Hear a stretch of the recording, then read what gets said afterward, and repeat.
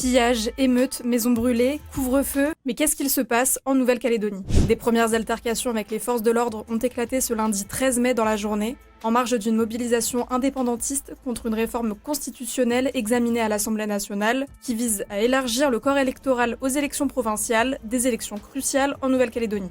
Le haut-commissaire de la République dans l'archipel a rapporté des tirs tendus avec armes de gros calibre, des carabines de chasse sur les gendarmes, pendant la nuit d'émeute sur la commune de Mont-d'Or, ville située près de Nouméa. Le ministre nous a promis des renforts, ces renforts vont partir.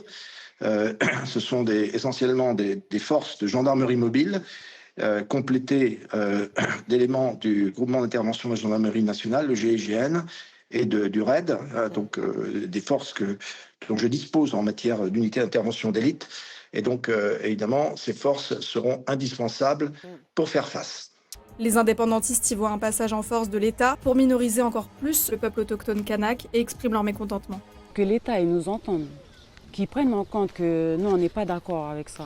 On n'est pas d'accord avec cette loi-là, avec ce texte-là qu'ils ont pondu là. On n'est pas d'accord du tout. On espère que notre voix, notre dignité, notre fierté d'être un peuple, le peuple de Kanaki, soit écoutée au niveau de l'Assemblée nationale.